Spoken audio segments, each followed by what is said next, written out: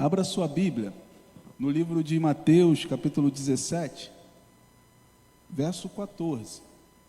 Mateus 17, 14. Vamos juntos ler a palavra do Senhor que nos diz assim: Quando eles chegaram para junto da multidão, um homem se aproximou de Jesus, ajoelhou-se e disse: Senhor, tenha pena do meu filho, porque ele tem convulsões e está sofrendo muito. Pois muitas vezes cai no fogo e outras tantas cai na água. Apresentei-o aos seus discípulos, mas eles não puderam curá-lo. Jesus exclamou à geração incrédula e perversa: Até quando estarei com vocês? Até quando terei de suportá-los? Tragam um menino até aqui. Jesus repreendeu o demônio e este saiu do menino. E desde aquela hora o menino ficou curado. Então os discípulos, aproximando-se de Jesus, perguntaram em particular: Por que motivo nós não pudemos expulsá-lo? Jesus respondeu: Por causa da pequenez da fé que vocês têm. Pois em verdade eu lhes digo que se tiverem fé, como um grão de mostarda, dirão a este monte: mude-se daqui para lá, e ele mudará. Nada lhe será impossível. Mas esse tipo de demônio só pode ser expulso por meio da oração e do jejum. Amém. Vamos orar mais uma vez.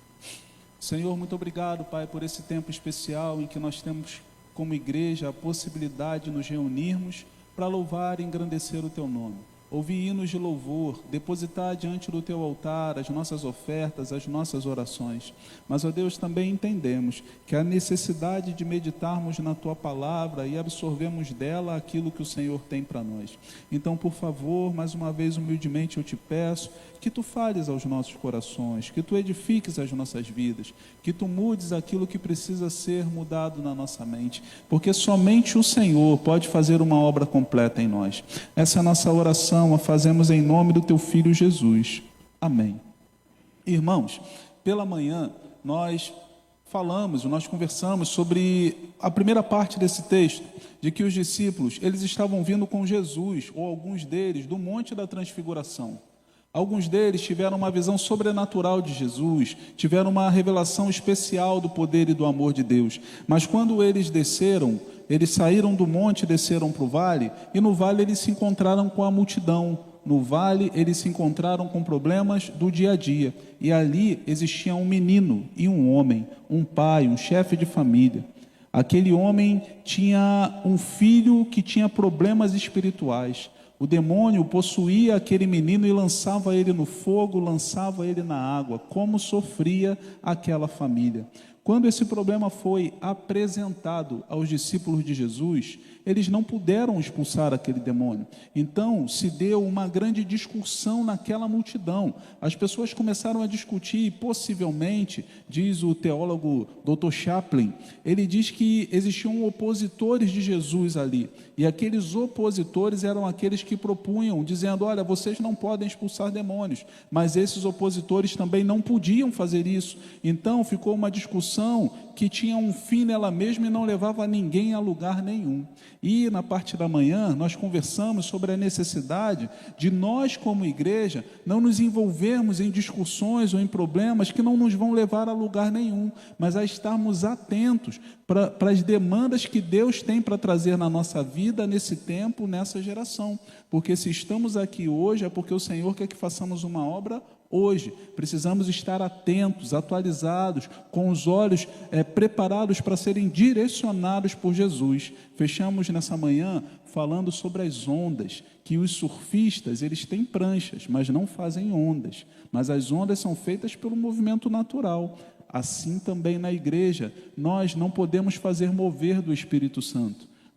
Nós precisamos olhar para onde o Espírito Santo está movendo, identificar esse mover e nos envolvermos nisso, nos enganjarmos nisso, para que assim nós possamos participar daquilo que Deus está fazendo. E Deus já está fazendo muita coisa no nosso mundo, Deus já está fazendo muita coisa no nosso bairro, Deus já está fazendo muita coisa na nossa família. Nós precisamos perceber e entrar nesse mover que o Espírito Santo está fazendo, porque essa é a nossa função.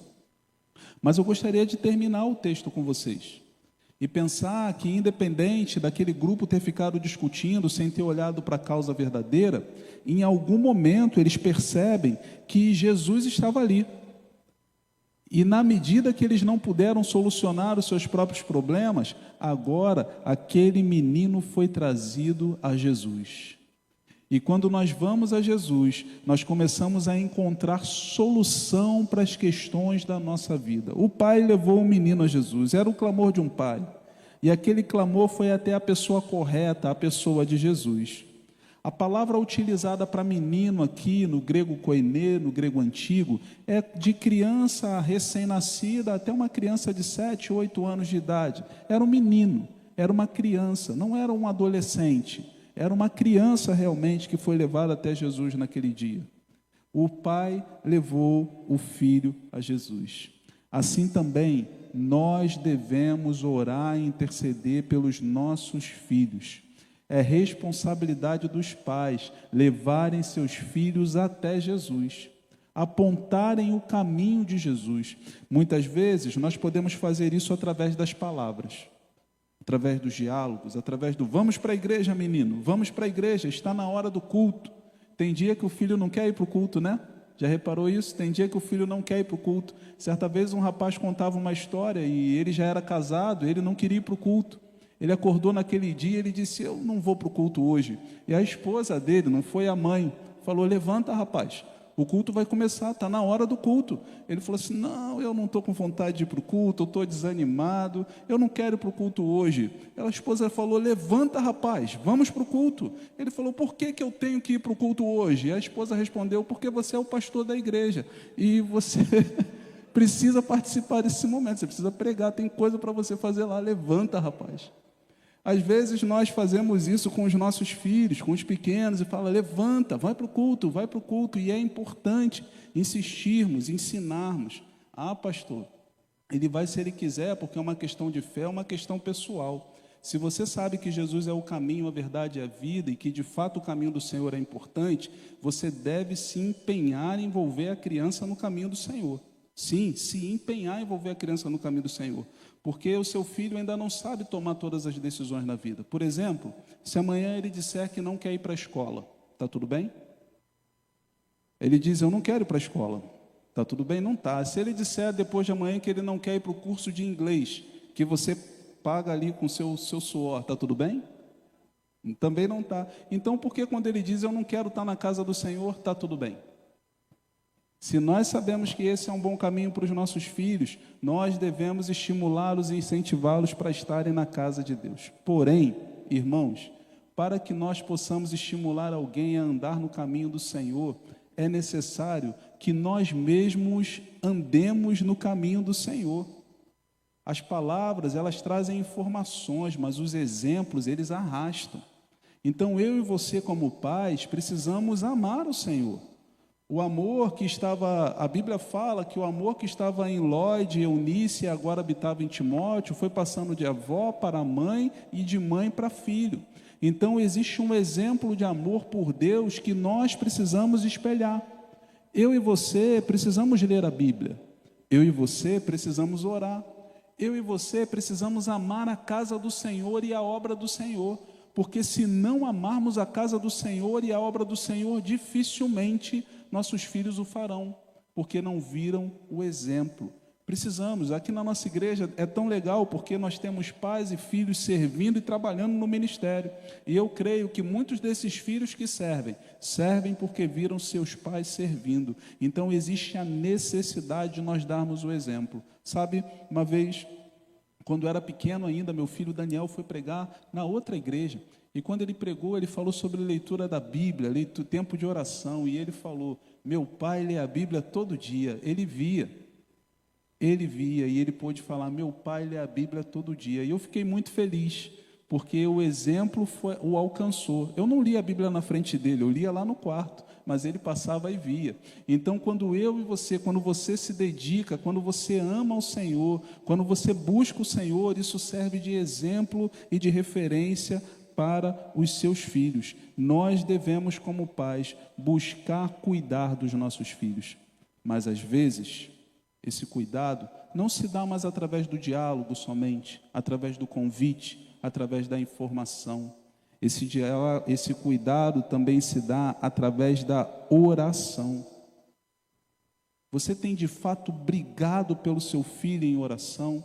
A Bíblia diz: batei e abri-se-vos-á, buscais e achareis. Mas, irmãos, parece que às vezes nós estamos com tanta preguiça espiritual, nós estamos com tanta apatia espiritual, nós nos acostumamos a ver os nossos parentes e nossos filhos tão distantes do caminho do Senhor. Isso para a gente se tornou normal, quando não deveria ser. Isso deveria queimar nos nossos corações, de modo a nos levantar todos os dias para orar e colocar aquela vida diante do altar do Senhor, pedindo: Senhor, muda, Senhor, transforma, Senhor, resgata, porque Deus é um Deus que muda pessoas. O Senhor é aquele que muda vidas. Nós precisamos orar pelos nossos, nós não podemos abandonar nossos filhos, pelo contrário, nós devemos lutar por eles em oração. Existe ainda um terceiro aspecto. Além de convidar, além de orar, nós precisamos estar dispostos a escutar. Você precisa estar disposto a escutar a pessoa que mora com você dentro da sua casa. Eu sei que os dias são corridos. Eu sei que são tantas atividades para fazer. Nós somos a geração que ouve os áudios do WhatsApp no 2x. Alguém aqui ouve no 2x além de mim? Eu estou confessando, 2x. Porque a gente não tem paciência para ouvir no 1.0. Essa semana eu estava assistindo uma aula e eu descobri o 2x e meio, 2,5x. E eu fui lá, 2,5x. Porque a nossa paciência, a gente não tem mais paciência para ouvir pessoas. Nós não temos tempo mais para absolutamente nada. Embora pareça que todos os caminhos foram encurtados. Sim, encurtados. Se você quisesse falar algum tempo atrás com um parente seu que mora no outro estado, o jeito era escrever uma carta, que chegaria daqui a uma semana lá. Hoje você tem a possibilidade de falar com essa pessoa através de uma mensagem. Uma mensagem. A mensagem é enviada e você já está falando com essa pessoa. Mas ainda assim, embora tenhamos a possibilidade de estarmos tão próximos, irmãos, talvez nunca tenhamos estado tão distantes. Então é necessário que nós possamos dar tempo de ouvido, escuta ativa. Foi a expressão que usamos semana passada, e a escuta ativa é o que precisa ser feito hoje. Porque seu filho, sua filha, seu neto, sua neta, ele está buscando nos dias de hoje algo chamado validação. Ele precisa da tal da validação. E o mundo é quem diz se ele pode ou não pode ter essa validação. Essa validação ele consegue através de algumas atitudes que ele toma. Geralmente não são boas atitudes. Se o menino, a menina não forem validados em casa, não receberem a validação dos pais, eles vão procurar essa validação em outros lugares.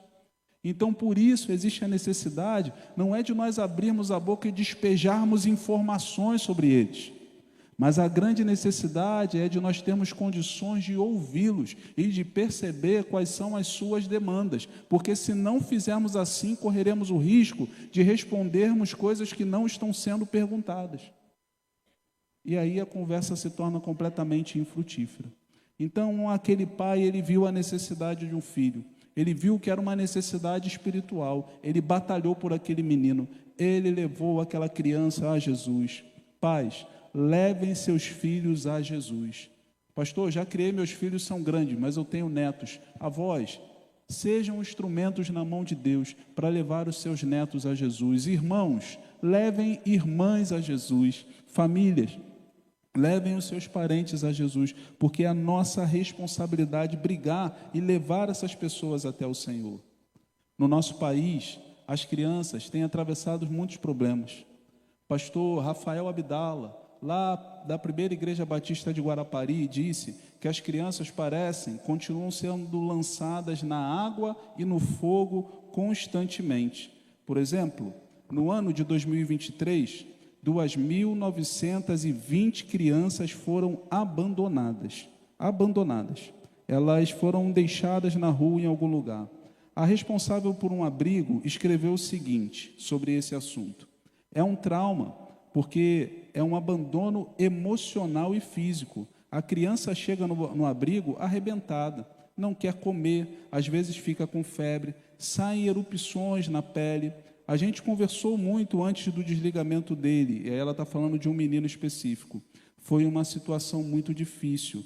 A criança, quando sofre esse abandono, fica num casulo, ou extravasa, bate nos colegas, quebra as coisas. Quem disse isso foi Verônica Abreu, diretora do abrigo Vivendas da Fé. O Brasil hoje é um país que abandona crianças. O número, 2.920 crianças no ano de 2023. Quase 3.000 crianças foram abandonadas no Brasil. Parece que nós continuamos jogando ou deixando que as crianças sejam lançadas na água e no fogo. As crianças têm feito alterações significativas no seu próprio corpo. Sim, a fonte aqui é o G1, página do jornal O Globo, de 29/1 de 2023. Atualmente, 380 pessoas identificadas como trans fazem a transição de gênero gratuitamente no Hospital das Clínicas da Universidade de São Paulo, na capital paulista. Desse total, 100 são crianças de 4 a 12 anos. 180 são adolescentes de 13 a 17 anos. Parece que continuamos lançando crianças na água e no fogo. A violência sexual. No nosso país, as crianças sofrem violência sexual e pasmem, esse abuso, esse tipo de violência, ele não acontece, na maioria dos casos, com pessoas que estão distantes, mas com pessoas que moram dentro da mesma casa.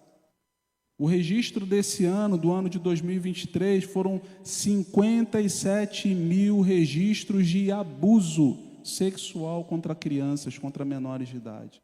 Parece que continuamos lançando as crianças na água e no fogo. O processo de educação do nosso país cada vez mais se deteriora.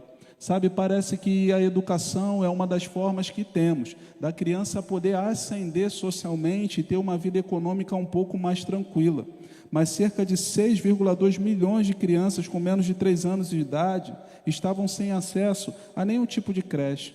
Um pouco mais à frente, eram 537.000 crianças entre 3 e 5 anos de idade que estavam fora da pré-escola, já sem receber a educação adequada tão cedo.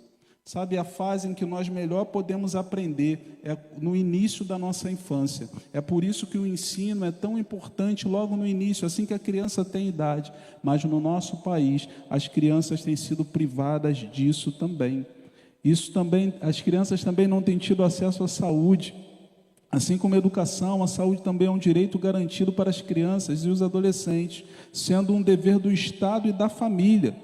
Sem saúde e desenvolvimento, o pleno fica comprometido, principalmente nos casos que levam a óbito. Nesse caso, dados de 2023 mostram que 32.000 crianças faleceram antes de completar 1 ano de idade.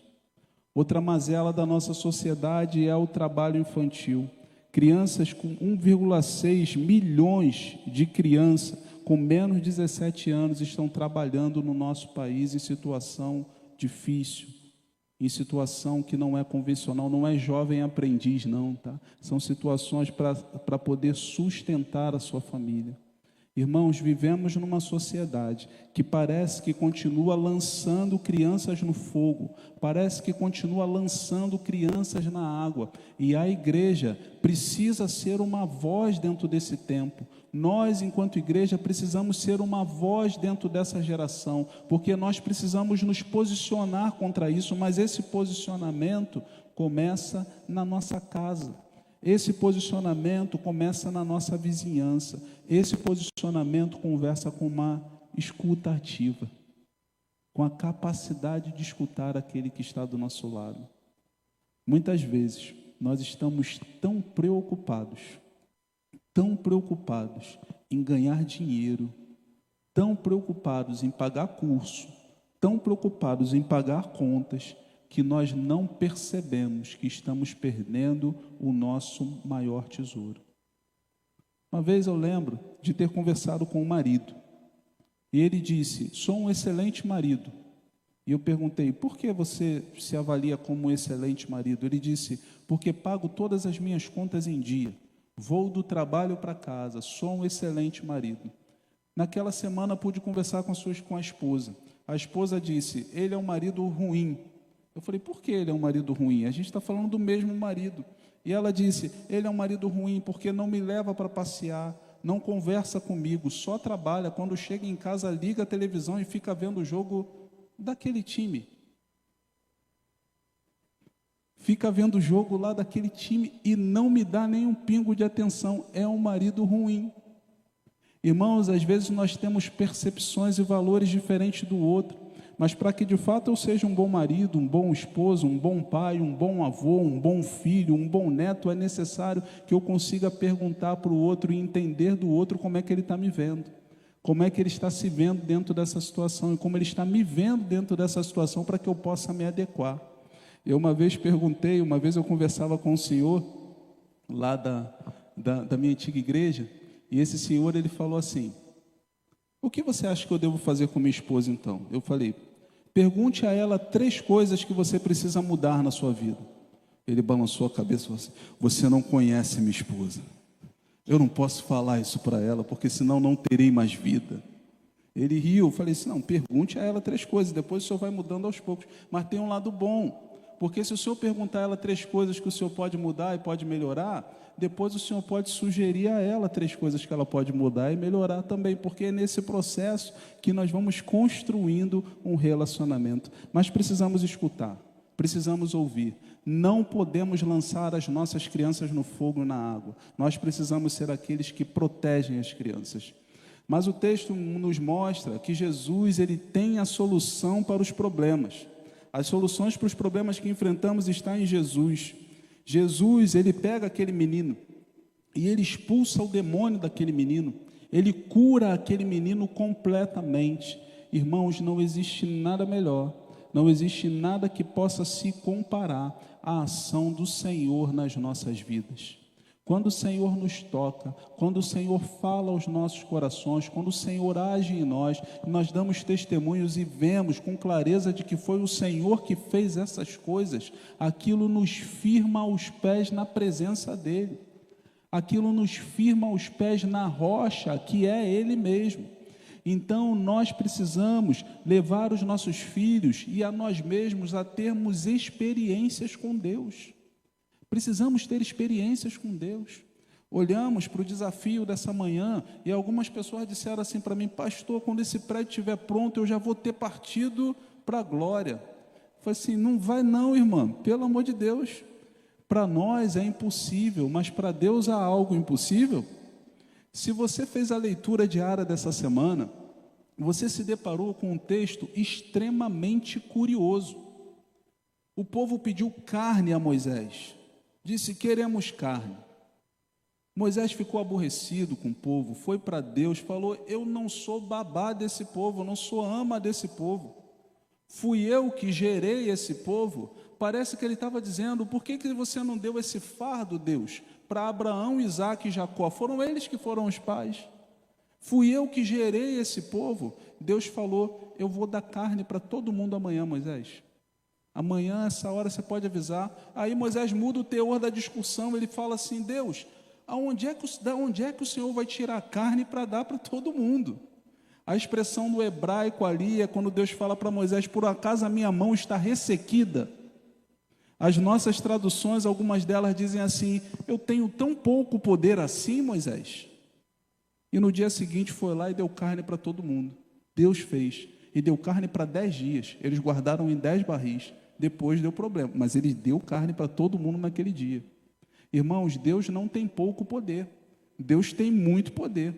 O Senhor é poderoso para transformar as nossas vidas, para transformar a nossa realidade. Mas eu quero dizer para você, e nesse sentido eu concordo contigo, que a nossa maior preocupação não é um prédio. A nossa maior preocupação são vidas. São vidas que o Senhor trará para esse lugar. Agora, enquanto o Senhor traz vidas para esse lugar, é necessário que eu venha me despojar de mim mesmo. É necessário que eu venha querer quebrar a minha própria rotina. Porque é tão confortável terminar o culto e ouvir as histórias de evangelismo que a irmã Eliette tem para contar. Tem muito boas histórias excelentes. É tão confortável terminar o culto e ouvir o irmão Moisés falando sobre a história do Brasil. Se você não teve essa oportunidade, vá ouvi-lo. É tão confortável terminar o culto e ouvir as 50 piadas que o Joel tem. Eu acho que ele vai aprendendo piadas toda semana para nos contar. É tão confortável chegar lá no final do culto e abraçar os adolescentes e conversar com eles sobre a jovialidade, sobre as coisas que estão acontecendo. Irmãos, eles estavam reunidos em 3 células hoje dentro da igreja, 3 na quadra. Glória a Deus. Amém. Eles estavam lá. É tão confortável, mas sabe o que não é confortável? É eu sair daqui e conversar com uma pessoa que eu ainda não conversei. É eu me apresentar e dar tempo para pessoas que eu ainda não conheço. Mas, irmão, se eu não sair da minha zona de conforto, se você não sair da sua zona de conforto, nós não viveremos o mais de Deus. Porque o desejo do coração de Deus é que nós tenhamos um prédio bonito, sim. É que nós tenhamos um prédio com condições de abrigar pessoas, sim. Mas é justamente por esse motivo, abrigar pessoas, cuidar de pessoas. Estamos aqui para cuidar de pessoas. Pastor, mas aquela pessoa parece ser chata. Irmão, Deus cuida de pessoa chata. A prova disso é que Ele cuida de mim. E talvez você também pudesse dizer essa frase. Deus cuida, Deus nos ama, e se o Senhor nos ama, é necessário que nós nos envolvemos e também demonstremos esse amor para aqueles que estão ao nosso lado. Jesus é aquele que salva, cura e liberta. E aquele menino foi levado até Jesus. O autor Wayne Grudem, autor da teologia sistemática, ele diz que o homem, que a humanidade foi colocada na terra por ser imagem e semelhança de Deus. E como imagem e semelhança de Deus, ela deve governar sobre o planeta. Por isso que Jesus, por exemplo, segundo Grudem, ele não ora para que Deus tire a opressão espiritual, o demônio de uma pessoa. Não, Jesus ele vai lá e impõe as mãos e ele mesmo tira. Isso ensina para nós que quando nos depararmos em situações como essas, não devemos ter medo, mas devemos orar, devemos impor as mãos e dizer: você está repreendido em nome de Jesus. Saia dessa pessoa em nome de Jesus. Mas depois que fizermos isso, devemos pregar o evangelho de Jesus, porque o próprio Senhor diz que quando um espírito mau sai de uma pessoa, a casa fica vazia. E Jesus precisa entrar naquele coração, porque se não entrar, a situação da pessoa vai piorar. Então, precisamos nos apropriar da nossa posição espiritual, sim. Não devemos ter medo, não devemos nos acovardar, mas devemos seguir em frente. Identificou que existe uma batalha espiritual a ser travada? Vai lá e trave a batalha espiritual no poder do Senhor, porque a Bíblia diz que o Senhor nos deu poder e autoridade para pisar serpentes e escorpiões. E tenha certeza que ele não estava falando de bichinho, não. Poder e autoridade para pisar serpentes e escorpiões. O Evangelho, como falamos nessa semana, hoje pela manhã, não é uma questão de discurso, mas é uma questão de vida. E quando você tem vida, você tem autoridade para falar dessa vida que você tem. Sim, pastor, mas eu fiz muitas coisas erradas no meu passado. Sim, mas Jesus, ele é aquele que transforma. Existia um homem chamado João. Eu falei para vocês recentemente que ele tinha aproximadamente 14 anos quando ele começa a seguir a Jesus. João e o seu irmão, certa vez diante de uma aldeia samaritana, que não quis receber Jesus, ou não quiseram receber Jesus, ele disse: Jesus, eles não quiseram te receber, fica tranquilo, você quer que eu mande descer fogo do céu para matar todo mundo? Um menino de 15 anos não estava brincando, Ele tinha fé no coração dele. Ele conhecia Jesus. Ele já estava vivendo o sobrenatural de Deus. Ele não estava brincando naquele momento. Ele disse: você quer que eu mande descer fogo do céu para consumir todo mundo? Jesus falou para ele o quê? Falou assim: ô João, você não sabe de que espírito você é. Você não está entendendo nada que está acontecendo aqui. Eu não vim para consumir o pessoal, eu vim para pregar a mensagem do amor. Mas o menino tinha fé. O João e o irmão dele eram tão nervosos, tão elétricos, que Jesus chamou eles, botou um apelido neles. Tem apelido na Bíblia? Tem. Boanerges, filho do trovão. Foi Jesus que colocou, porque os meninos eram nervosos, eram estressados. Mas esse menino João, que era estressado, que era nervoso, que tinha temperamento forte, pavio curto, ele virou o discípulo do amor. Ele foi quem escreveu: porque Deus amou o mundo de tal maneira que deu seu Filho unigênito, para que todo aquele que nele crê não pereça, mas tenha vida eterna. Ele foi quem escreveu: amados, amemo-nos uns aos outros, porque o amor vem de Deus, e todo que ama é nascido de Deus. Quem não ama não conhece a Deus, porque Deus é amor. João aprendeu o amor, e porque ele aprendeu o amor, ele teve a vida transformada por Jesus. Assim também, o Senhor Jesus é aquele que quer transformar a minha e a sua vida através de um relacionamento profundo com Ele. Mas existe ainda um último momento, porque a multidão discutiu e não trouxe solução.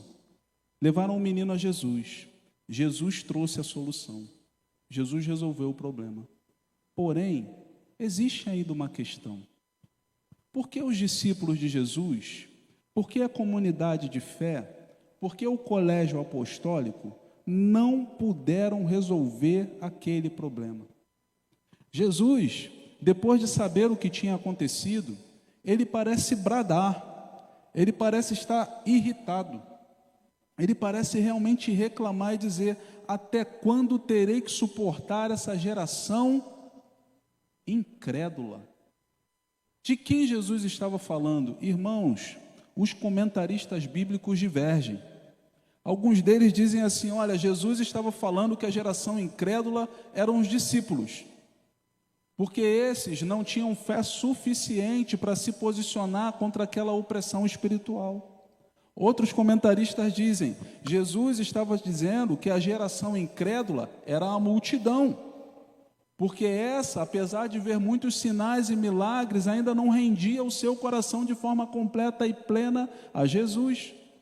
Outro comentarista vai dizer que Jesus estava dizendo que a geração incrédula era o próprio pai do menino, que apesar de levar o menino a Jesus, e esse registro está no livro de Marcos, ele diz: olha, Jesus, me ajuda na minha falta de fé. Porque ele fala assim para Jesus: se tu podes curar o meu filho, Jesus disse: se eu posso, tudo é possível ao que crê. E ele diz: Senhor, me ajuda na minha fé vacilante, na minha pequena fé, na minha fé que não é sólida, me ajuda. Então existiam 3 elementos ali que faltava fé. Faltava fé para a multidão, faltava fé para o pai, faltava fé para os discípulos. Tem faltado fé para você? Tem faltado fé para mim? Irmãos, nós deveríamos ser o povo da alegria, o povo da esperança, o povo que vê não somente a luz no fim do túnel, mas se alegra enquanto atravessa o túnel, porque tem a certeza que o autor da vida atravessa o túnel consigo, do seu lado, contigo. Mas tem faltado fé no seu coração? Será que nós temos nos embranhado, misturado, mergulhado em uma fé completamente racional, beirando um certo ateísmo religioso? Nós temos crido que Deus pode agir de modo sobrenatural na nossa casa, na nossa filha, na nossa família. Nós temos crido que o Senhor é aquele que de fato pode transformar a realidade da nossa igreja, a realidade do nosso trabalho, ou isso tem sido apenas o nosso discurso? Porque se for discurso, irmãos, é um discurso muito bonito, mas o mundo está cansado de discurso. É necessário que coloquemos essa fé em prática.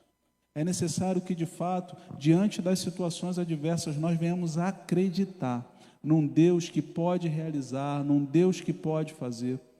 Essa semana eu ouvia um pregador, e ele trouxe um ensinamento errado. Ele disse o seguinte: olha, tudo aquilo que você olhar, que você quiser, será seu. Porque se Jesus deixou você olhar e você desejar aquilo, é porque Ele quer te dar aquilo. Ele trouxe esse ensinamento, é um ensinamento errado, é um positivismo exagerado.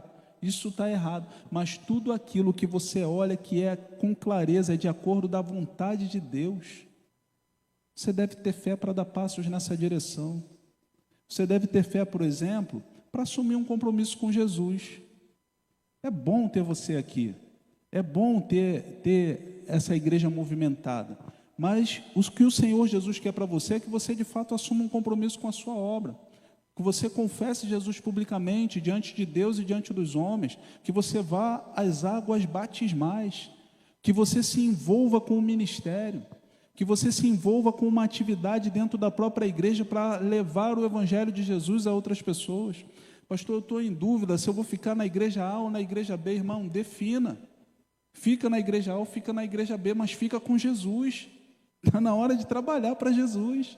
Está na hora de se envolver na obra do Senhor, naquilo que Deus tem para você. Está faltando fé? Está faltando fé para crer que a sua família de fato pode ser transformada e para viver como aquele que tem uma família transformada porque vive pela fé? Está faltando fé para olhar para dentro de você e ver que os desafios que você mesmo não tem conseguido vencer, eles podem ser vencidos pelo poder do Senhor. Irmão, pode ser vencido pelo poder do Senhor. Os pensamentos que tentam te cativar podem ser vencidos pelo poder do Senhor.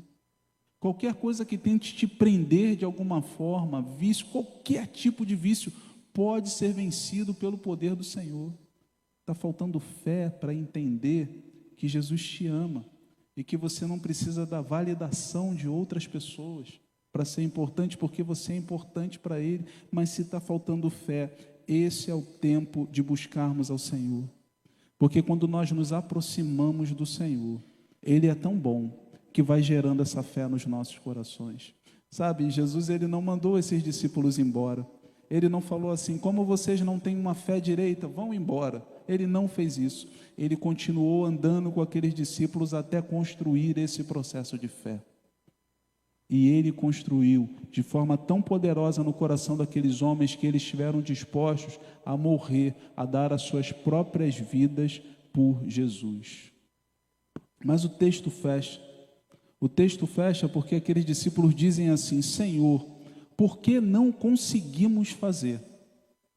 Jesus, Ele diz, existe uma casta, uma espécie, um tipo, uma classe de demônios que só sai com jejum e oração.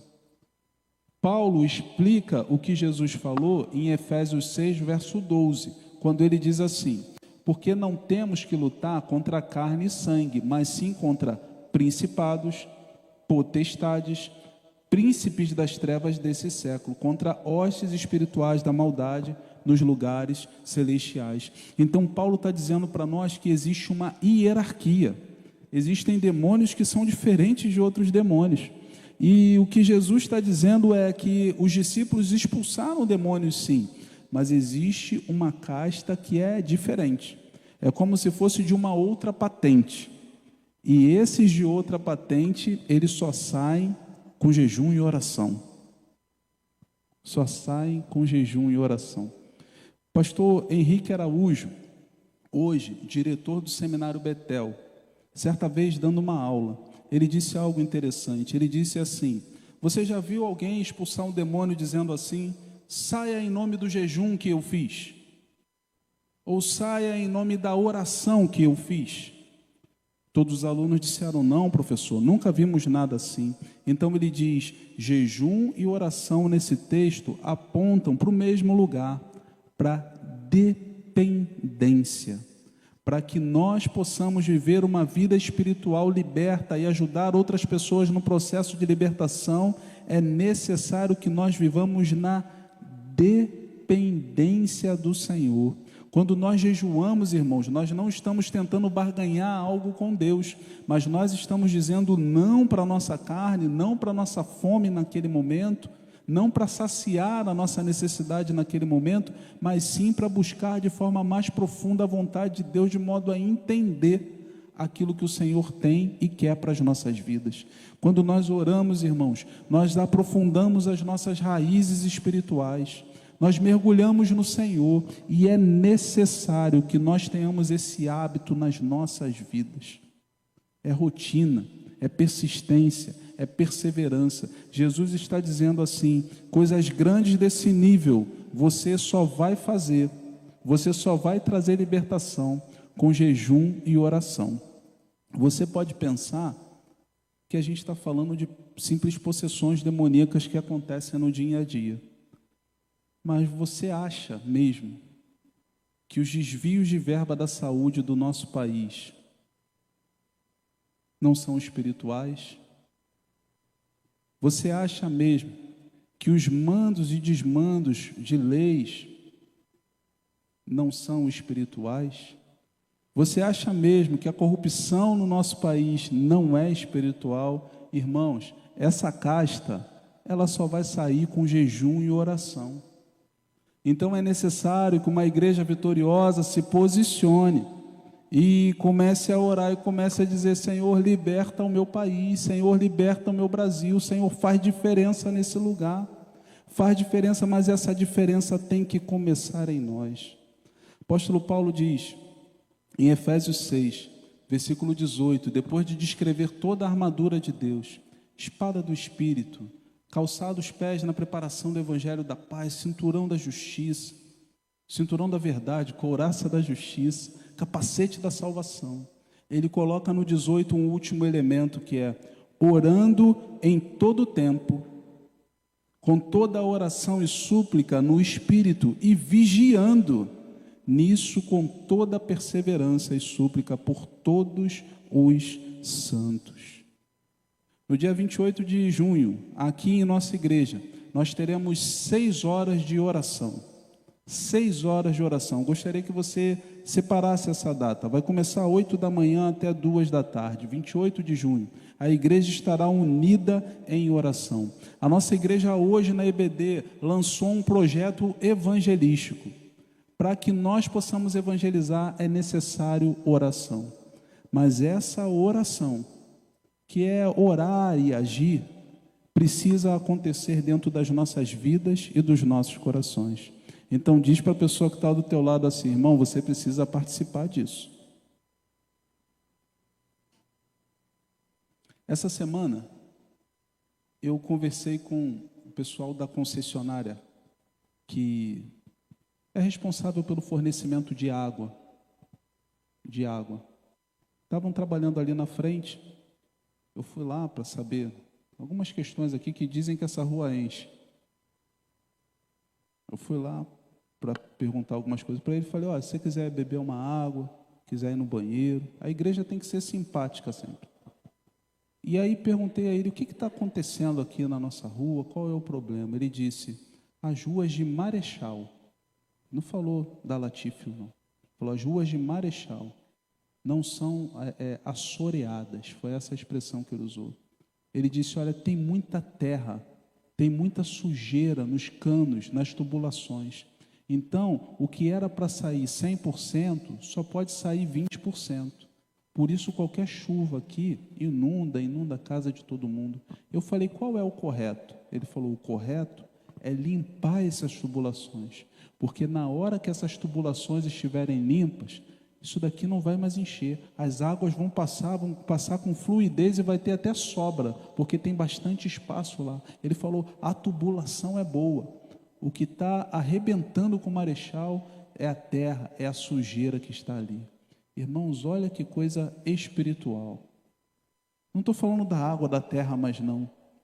Mas às vezes parece que o inimigo das nossas vidas, ele começa a entulhar coisa na gente. Entulhar sentimento ruim, entulhar falta de perdão, entulhar maldade, entulhar notícia ruim, notícia violenta, entulhar coisas que geram processos de ansiedade dentro de nós. Ele começa a entulhar coisas em nós, desesperança, falta de fé, isso não vai dar certo. E aí, o mover do Espírito que vem através de nós é 20% daquilo que podia ser, é 10% daquilo que podia ser. Mas, meus irmãos, o Espírito Santo de Deus está me chamando e te chamando para fazer uma limpeza na nossa vida. Porque se Ele limpar a tubulação da nossa vida, vai fluir 100%. E, gente, se com 20% a gente já consegue ver o mover de Deus nas nossas vidas, imagina com 100%. Imagina você plenamente alinhado naquilo que Deus tem para você. Imagina você envolvido de fato com a obra que o Senhor tem para você. Irmãos, Deus fará coisas tremendas na sua vida. Deus fará coisas poderosas na sua família. O Senhor trará libertação para a sua casa.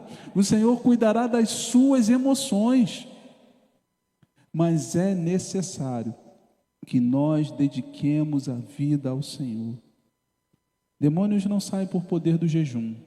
Demônios não saem por poder da oração. De fato, o que Jesus está dizendo é que eles saem. As trevas são vencidas por intimidade com Deus. E a intimidade com Deus consiste em limpar a nossa vida para que o Espírito Santo venha fluir através de nós. Você gostaria que o Espírito Santo fluísse através de você? Você gostaria que Deus fluísse através da sua vida? Então, por favor, feche os seus olhos e fale isso para o Senhor nessa hora. Coloque sua vida em oração diante dEle. Diga: Senhor, eu quero. Senhor, é para mim.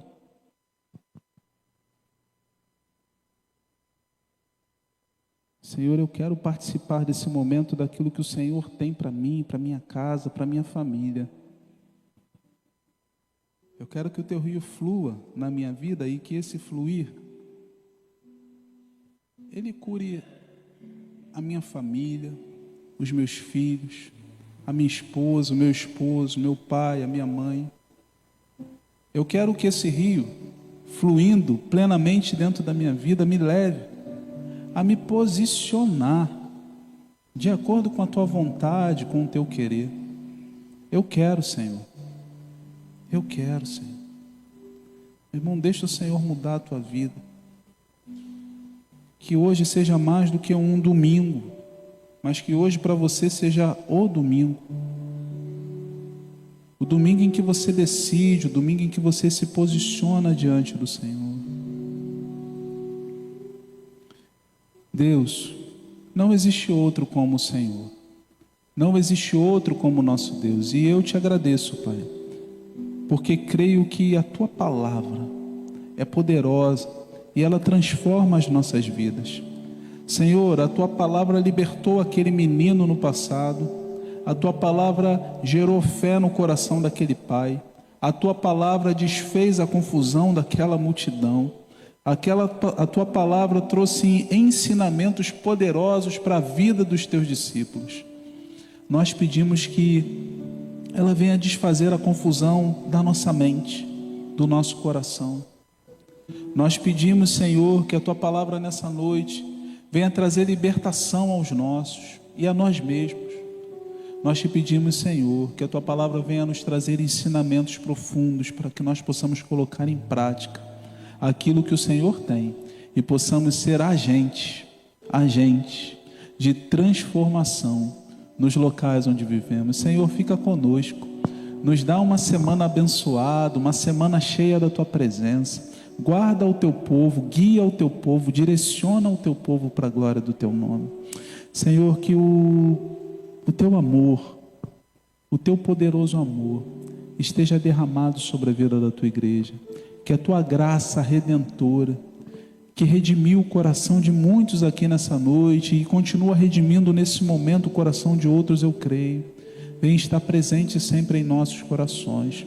Que o Teu Espírito Santo, com Teu conforto, consolo, presença constante, venha direcionar as nossas vidas. Senhor, essa é a nossa oração.